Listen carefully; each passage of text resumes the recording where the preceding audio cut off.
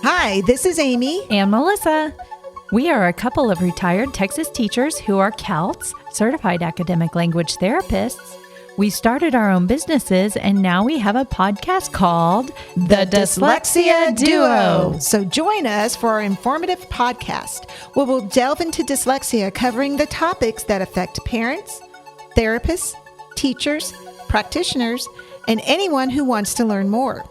We'll guide you through everything you need to know, from the first signs to the intricacies of dyslexia curriculum placement and beyond. This season, we will cover the referral process, what to expect when your child or student is dyslexic, the generational impacts of dyslexia, and how to support those affected.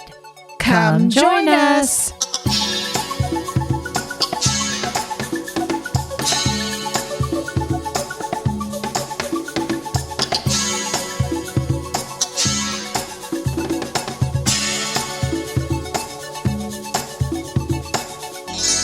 Let's resume our conversation with Karena Hayes. What kinds of trauma do you feel like you see the most, and how that impacts dyslexia? So like most prevalent traumas. Yeah. I mean, I see a lot of kids in foster care who obviously have had what we would call very high ACE scores. So adverse childhood experiences have happened to them early on. Most of them have had some level of abuse. They have been removed from family. They're in different settings. I do have a couple of campuses who aren't that way, who those kids come from. I mean, they're with family. They're not in a residential setting. They still struggle with a lot of anxiety and depression. I think there's higher rates of that with dyslexia. But those kind of early adverse childhood experiences do impact a child's ability to learn. Trauma affects that. We know that. We know that when you have a traumatic experience, and if you're experiencing PTSD, which is kind of your brain getting stuck in that high cortisol functioning, that hypervigilant state, that impacts your ability to take in and retain new information. So that's going to affect your executive functioning skills. That's going to affect your working memory. And as long as you're in that heightened state of hypervigilance, that PTSD response, new information is not going to stick. It's just, you don't have a chance. And so the way around that, the kind of like fix for that's where relationships come in. Because if the student has felt safety, that switch can kind of start to click off. That hypervigilant can turn off. And that's what brings that cortisol level back to normal. And now we can take in new information. So that's the importance of regulation. We talk about a dysregulated kid with trauma, and that is one whose their system is heightened. They are dysregulated, and that is not a place to learn. I even help my kids recognize when they're in a dysregulated state, because I won't pull them. And sometimes they'll be surprised by that. I'm like, you're not ready to learn right now. So you can come with me and we can try to regulate and have a session. But if you're not regulated, then we're not going to jump into the reading, because there's no point. The retention of that new information I'm going to give them, it's not going to stay. So ways to regulate, what our school district uses is called the neurosequential model of education. So it looks at trauma and the impact of learning. And this is by Dr. Bruce Perry. He wrote a book with Oprah Winfrey called What Happened to You, which is a great read if you're looking to just understand trauma and how it kind of impacts all of these areas. That's a great resource. It's an easy read. The audiobook's fantastic because Oprah Winfrey and him kind of have a conversation. So I highly recommend that audiobook. But he's developed this model of education.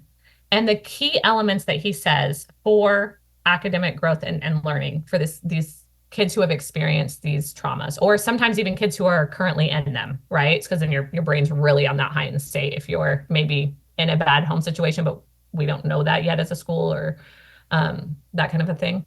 They have what's called the 6 R's. And so your lesson needs to be relevant, which means it's developmentally matched at their level. It needs to be rhythmic. And I'll talk about that in a minute. Repetitive, very repetitive and patterned. Predictable. Relational, which means it's safe. Rewarding, you've got to add that pleasure piece of that reward, that success. And then respectful of the child, the family, and the culture. So those are the 6 R's that we like drive all of our class environments are kind of like structured around that framework. So if a kid's very dysregulated, we have some tools of like rhythm, like drumming on the desk. So I said, would you rather eat a cricket or a worm? If you want a cricket, drum on your desk. Or like with towards the end of the lesson, they start to get dysregulated again because we've been in a lesson for 30 minutes and that's about the length of their attention span. But we have the last 15 minutes of reading comprehension still coming. We can make a little stop and clap rhythm to our reading comprehension strategies. Because I have before reading, during reading, after reading, I have this little chant that's very rhythmic.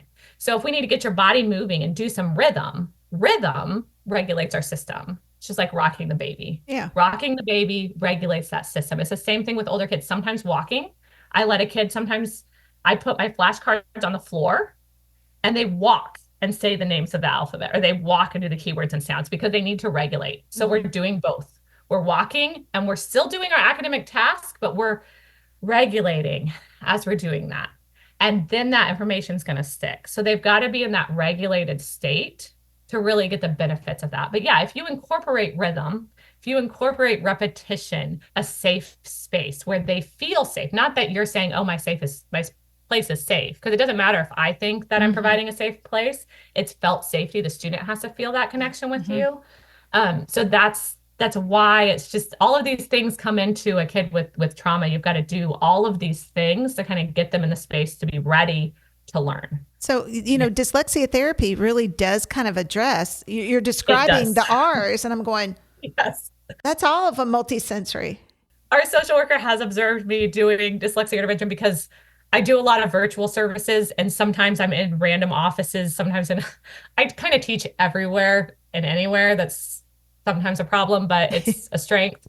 So I've been in the hallway teaching before. She's seen me teaching in the office, and she was like, you do the rhythmic thing so well. You do the repetition thing so well.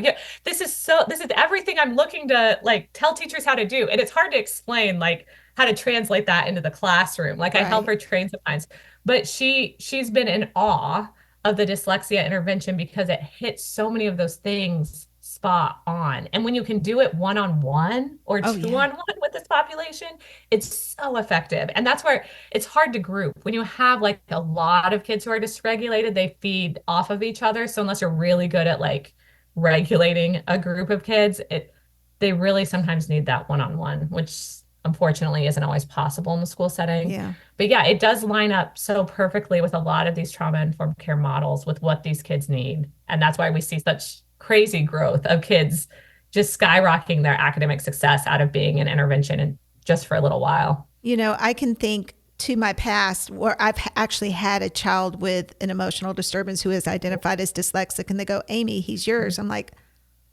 yeah, and I get that face because I don't know what to do exactly, And so I knew I couldn't it was a group of 5 that he would line up with. And I'm like, I can't put him in that group. I can't. And so I started pulling him one-on-one, and it was a lot of off task in the beginning until we started building that relationship. He started understanding what was coming next. That predictability, that reliable predictability, the repetition, like you talked about, and we grew that relationship. And then he transferred, but as it always happens, you get them there and then they leave, it seems like, but that was one of the things I had thought about, because if you're not trained like you are, but I'm trained in dyslexia, and then I hear that I'm having somebody with an emotional disturbance is going to start in my group, it's a little scary for somebody like me, I guess. For sure. What would be your advice for that teacher? No, I think there's a lot of things we can do, and I understand. And that's where a lot of times my kids get kind of dismissed from services. Why did they dismiss them? What's going on? Right. Oh, okay. Now I see. I get them, and I'm like, oh, I see what's going on. I think relationship is always first. And when I train a new interventionist, I had someone who's a great dyslexia interventionist coming into our space. It's a little different. You can't just jump the gun and start dyslexia day 1. We're doing baseline, then we're going to hit day 1. We're just running. They won't respond. The relationship has to come first. So that is so crucial. And if you have a kid coming in mid-semester, that kid doesn't have a relationship with the students. They also don't have a relationship with you. So whatever you can do to establish that, meeting with the kid outside of class, even allowing for some team building and kind of social emotional learning on how to enter a group setting. Sometimes you may need to pause for a day or two, do some of that team building with that student and kind of get them used to the class. This is how we run, maintain a high expectation. This is how we do it. This is our expectations. If you struggle a little bit, we're going to help you get there. I'm here to help you meet that behavioral expectation, but this is our expectations. And also, that's why I start always with dyslexia thinking and dyslexia thinking strengths, because it builds such a rapport. If the kid thinks that you think they're smart, that changes the ball game on, wait, this teacher actually thinks I'm smart. This teacher actually thinks I can learn this. And it takes them a while to believe it themselves, but that's where you manufacture that success. But the relationship does have to come first. And for me, I start every session with a random question of the day. So we do, would you rather, like I was talking, would you rather eat a cricket or a worm? It's totally not related to reading at all. And it's off the wall, bizarre questions. What's the most beautiful place you've ever visited? I mean, it just could be any, I have a list of questions that I do. And we start with that every single session. That's what we start with. And I tell them, this is because I don't want us to take ourselves too seriously. Like reading is really important. We're going to get there. But I care about you as a person.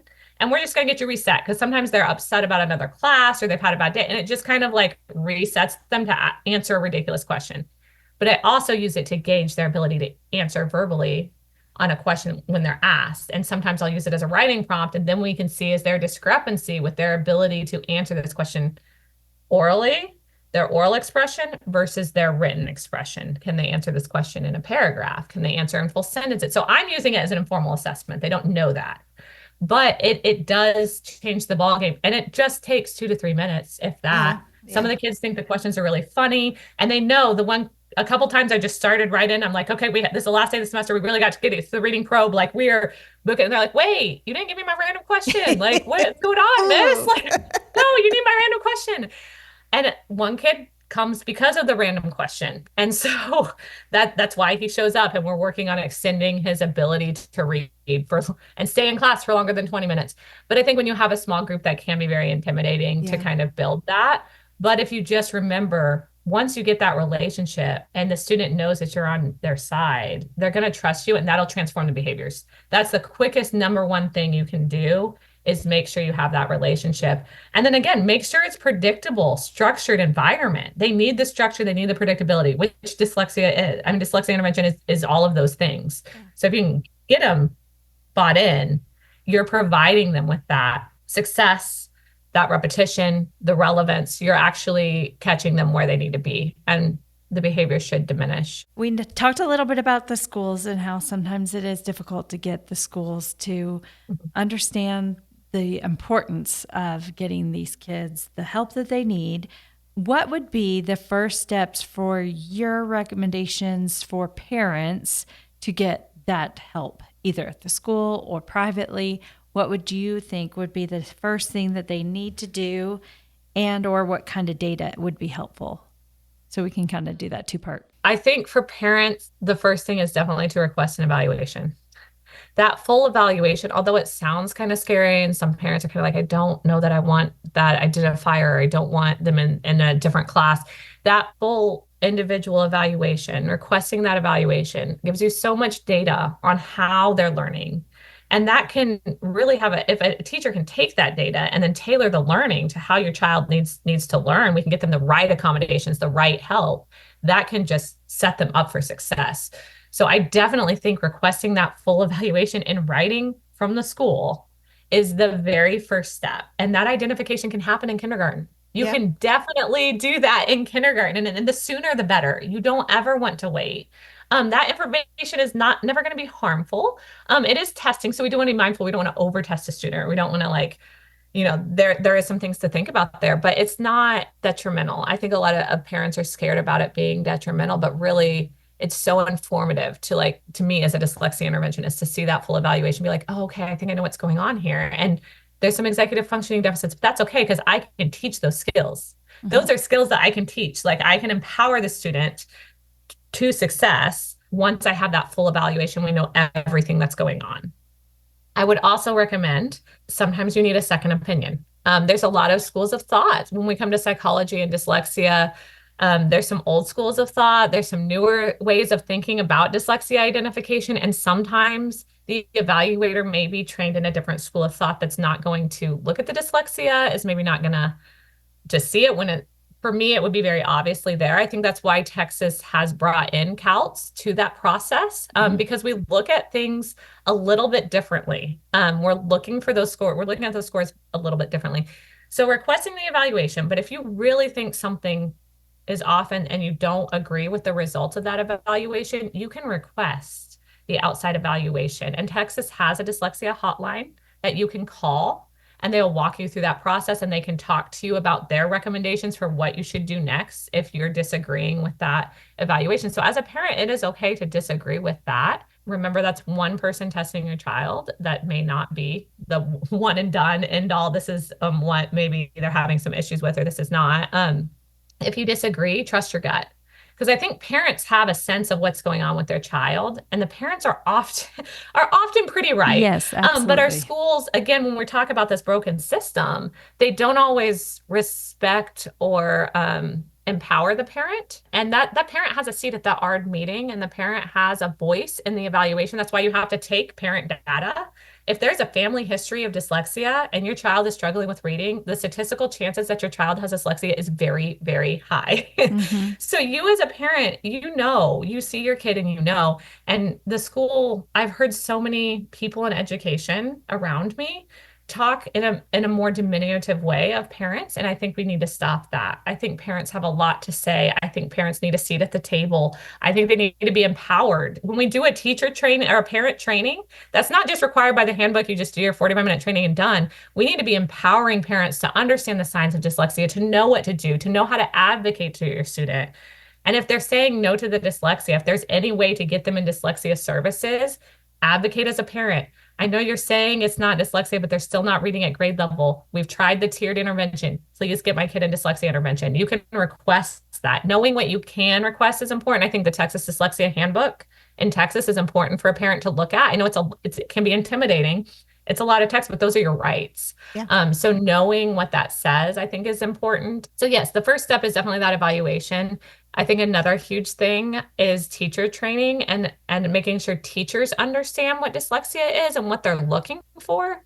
Because that valuable data of what's going on in the classroom is coming from the teacher. If they don't know what data to track and what signs they're really looking for, if there's a misunderstanding about dyslexia, mm-hmm. then we may not have the right data. We may not be making the decision on the right data. So the other big piece of that is teacher training and teacher prep program training. Mm-hmm. I found the most effective thing for me training. I train about 120 teachers a year with a lot of different opinions about dyslexia. Doing the simulations, I start with that. We do a dyslexia simulation. I explain it's not the experience of everyone, but they get so frustrated. And then to pause and be like, okay, wait. Now imagine if that was your experience with reading from day one in every single class. I've seen so many eyes open up, and they've been open to learning about dyslexia if we start with that simulation, if we make it more real, but also their understanding of what dyslexia is often not, they don't usually have a full understanding. So making sure we're training our teachers effectively on what dyslexia is, what to look for, what data to track, that there are dyslexic thinking strengths. So we need to be pulling those in and empowering the students with understanding that can change the data that's brought to the ARD. And I think I've seen that with the teachers I've trained. So I think that's important as well. And I think I would like to add to my statement here with you is that the school districts will say, well, it's too early to tell when they're in kindergarten. It's too early to tell when they're in first grade, which everybody at this table knows that's not true. So you talked about data just briefly a second ago. And what kind of data would you recommend both parent and educator bring to the table to prove, hey, that's not true. My kindergartner can't do X, Y, and Z. I need to, prove them wrong, basically. One is definitely family history. I've had parents where I talk to them after the fact and they're like, well, her biological dad actually can't read. And I'm like, you never said that. Like, why didn't you say that? Because sometimes it's a cultural thing of, well, that's my family. Right. Like we don't share that with other people. And so sometimes there are some culture, but being aware of those cultural differences and telling people, if there's a family history, if there's grandparents, parent, uncle, aunt, you need to be honest and talk about some of that family history with dyslexia. Because I don't think parents understand that's an important thing to say. Mm-hmm. They don't think of that. So making sure parents know family history of dyslexia is very important. Letter naming, knowing the alphabet, those pre-K rhyming syllables, those are things that, like, if you're starting to ask your kid to do rhyming words and they're not able to do that, if they can't sound out the individual sounds in catch, like, those are some of the things I tell parents, those early skills in preschool, if they are not catching on to that, if they don't get those nursery rhymes, they're having different difficulty with the rapid naming. And that's something that's been new to teachers that I've trained. We talk a lot about the rapid naming. They can't rapidly name those colors, even though they know that that's red, blue, and green. When you try to do the rapid naming assessment, that's where we're seeing, oh, that's a huge indicator of dyslexia. And a lot of times parents and teachers don't associate that with dyslexia, but that is a huge sign, that rapid naming. So that's another one that parents can kind of track and see, like rapid naming of colors. Like I said, letter naming, learning the alphabet without singing, rhymes, syllables, sounds, that all of those early pieces of phonemic processing, phonemic awareness. I've also told parents, keep in mind, if your kid did get early intervention in that area in kinder or first grade, when you go to test for dyslexia, that can be easily remediated. It's the most responsive piece of the puzzle to intervention. So that's how you can sometimes get those average scores, because they did do some intervention there. Our teachers did that. But now when we're testing for dyslexia, that's elevated it too. So just to be aware of that. Take that those data are things with to you. really look for. Yeah. Yeah, PA that is looking like it's on the appropriate age grade level shouldn't be an exclusionary factor when you're looking at an assessment. And one other thing, and I think some of the behind the scene things that we see with parents, like maybe the first grade child that they have is spending forever on whatever work they're doing. They can't retain the spelling. They're passing the spelling test, but how long behind the scenes did they work on it to pass that test? I think that's something that parents need to start talking about too. Look, it took him 5 days to learn 5 sight words for class. You know, I mean, that's significant, the amount of time that's involved in all that. And that's with some of the kids who have compensated with our older students. I have also been approached by parents who are like, she's staying up till 1 a.m. doing homework. Like, this isn't normal. We're having anxiety and panic attacks about the amount of time it is taking to do the work. And the school has blamed it on anxiety and said, maybe she just needs to get in counseling. That was told to a parent about a student. And then when they tested her, they apologized because the dyslexia was very severe, very apparent. Once that C-top and the light and like everything was in, it was very apparent. But they thought, I mean, she can give the appearance of reading on grade level. She can read because she has memorized a lot and she can mask it very well. And so again, I think for parents to come forward and saying, no, this amount of work, it's not just a long time, but that's that data piece. We need to make sure we have clear data of specifically what's happening, how long it's taken. And that's the same with behavioral data. If you're seeing a kid having a lot of signs of anxiety or signs of depression in your setting, I think as dyslexia therapists, we need to know what those signs are because the prevalence rate is high. But we need to track the behaviors. What is that looking like? What signs are you seeing? What frequency is that happening? Like when you have clear data, it comes across in a much more powerful way than when we just say, oh, well, I think they may be struggling in this area. Okay, what do you mean? What is the specific behavior? What's the frequency? What setting is that happening in? Is there a pattern to this? What are we seeing exactly? Right. So that's so important for teachers and parents, I think. So if you could implement any support for our dyslexic students, what would you put in place? In the perfect world, I think what I have seen be the biggest help and support system for those kids is understanding dyslexic thinking and the dyslexic thinking strengths. I know it's a newer field of research, but there is research being done out there in this area. And for kids to understand that it's sometimes their way of thinking about what they're being taught is different, but that's not a bad thing. And there are people who have used that way of thinking to be extremely successful. When they understand that, and when you can do a dyslexic strength assessment, there's lots of different assessments. Made by Dyslexia has a student version. They also have an adult version. There's other websites that have some dyslexia strength assessments. The reason I give those to my kids is because it totally changes their opinion and their self-worth. And it does really empower them to start standing up for their accommodations for themselves. I have a student that's been with me for several years and is now very clear about, oh, I have dyslexia. And that does mean that this is difficult for me. I need my accommodations, but I also have strengths in these areas. So I think in a perfect world, they would understand that they have a unique way of thinking, that they are creative, that they are innovators, that they have these amazing strengths and they can learn and they can learn well. It's just a matter of being taught in a way that makes sense to them.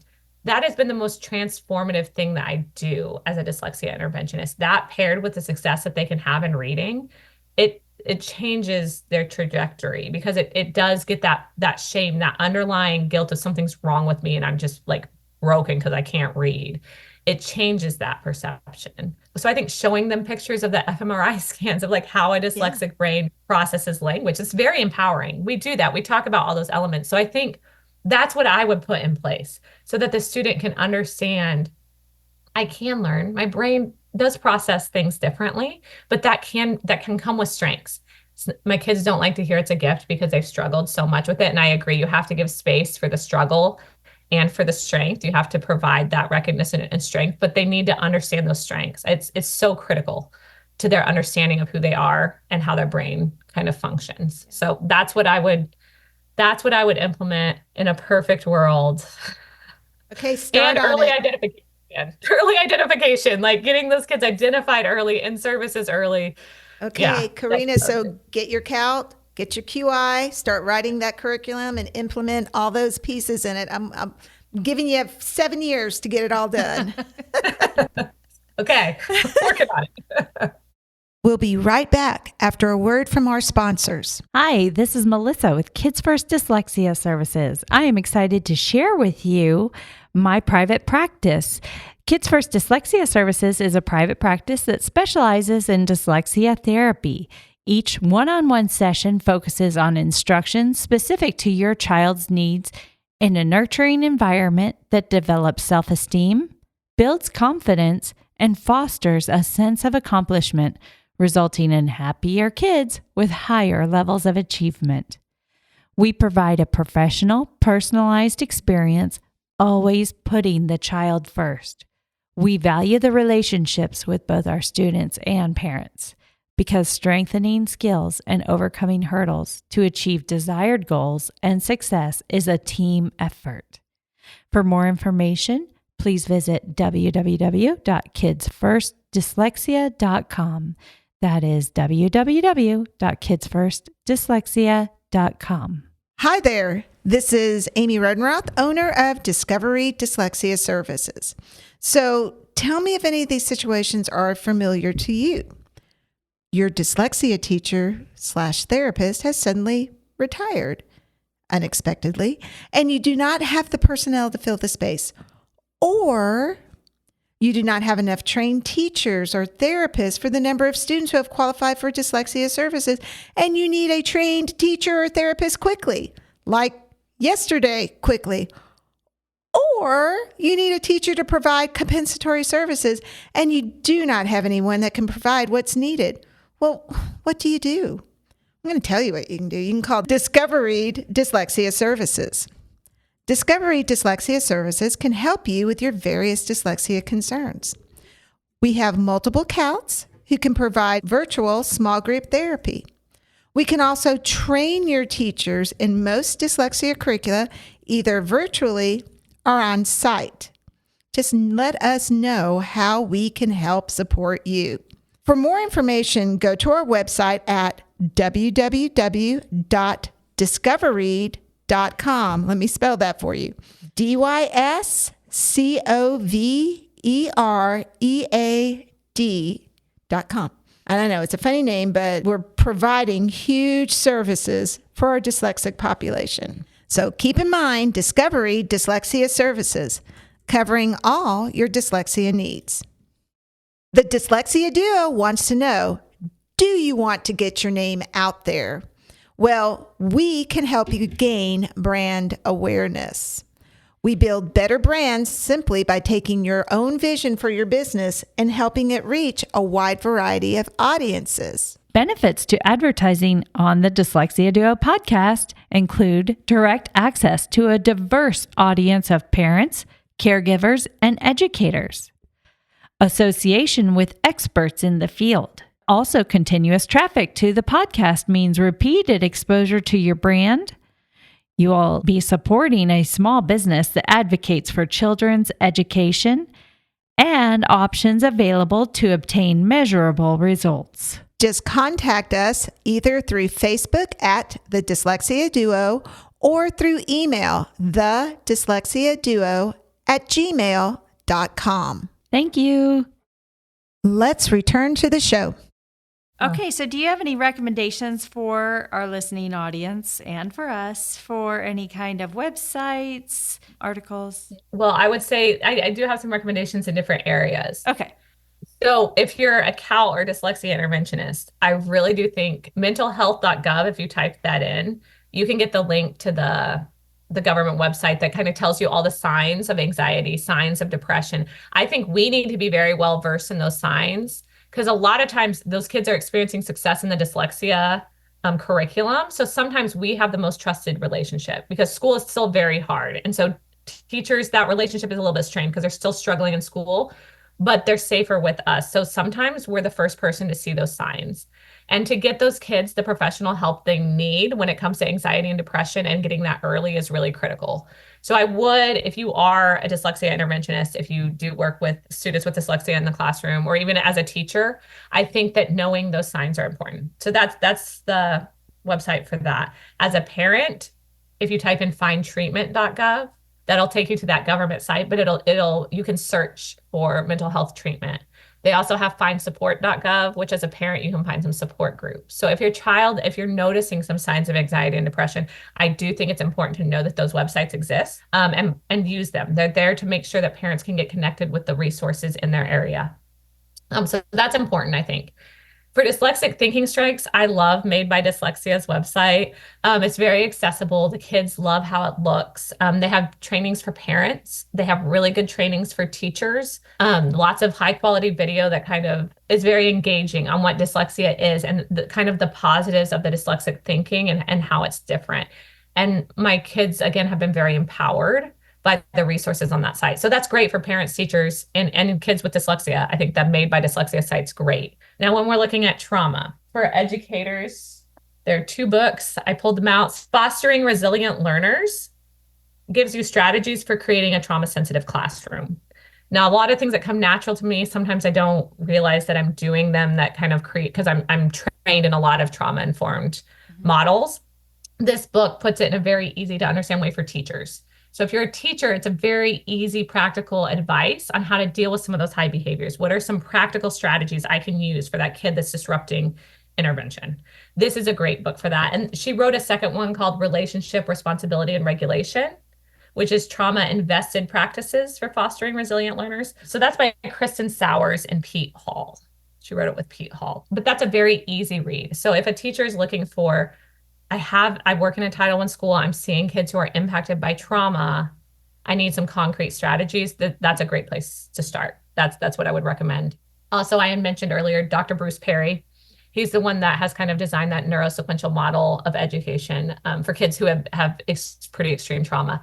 But that book, What Happened to You, that him and Oprah Winfrey did, I again think that's an easy read if you're looking to understand about trauma and how trauma impacts learning, how trauma impacts the brain and human development, ultimately.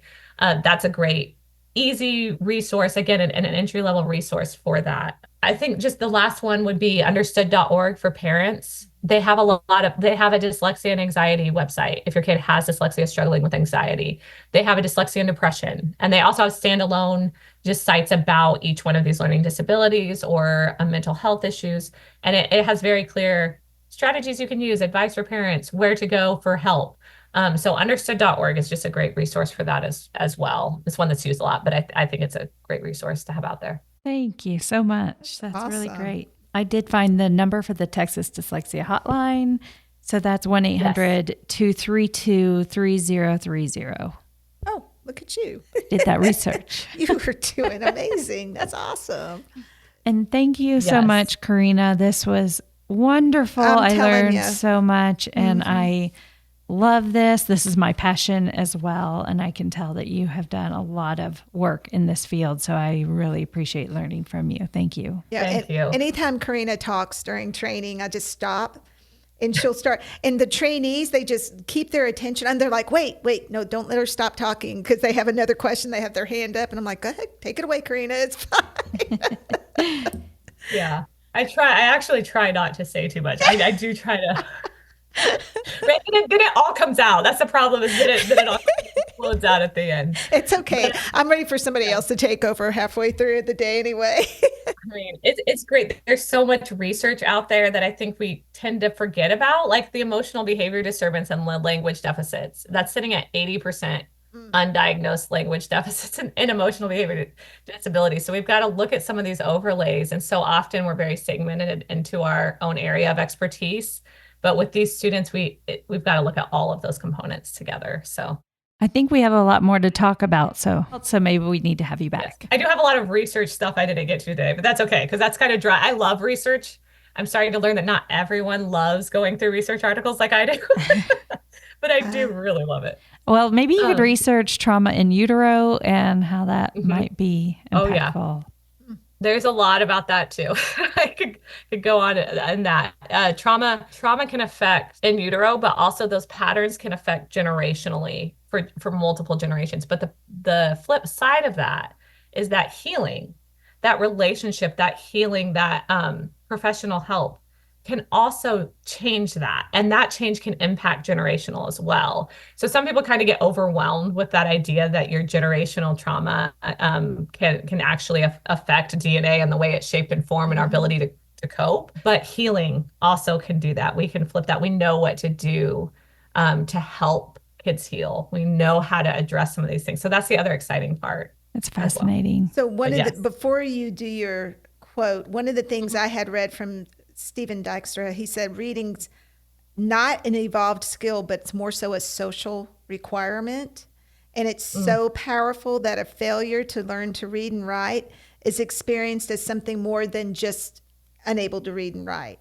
And it elevates reading and writing elevates literacy to that same developmental level as evolved skills like walking and talking. I would agree with that. I've sat in a training at IDA. She's from Canada. She worked on the Canadians' work with dyslexia, but she says anyone reading under the 20th percentile has a disability because we're in a literate society. So she's like, I don't care if it's dyslexia. I don't care if it's trauma. If you're reading below the 20th percentile in a literate society, you have a disability. Right. You cannot function in our society because everything is revolving around literacy. Every single job, every single aspect of our society is around that. And we do have a lot of social shame, a lot of social expectations that if you're smart, you know how to read. Like that's just a base level assumption.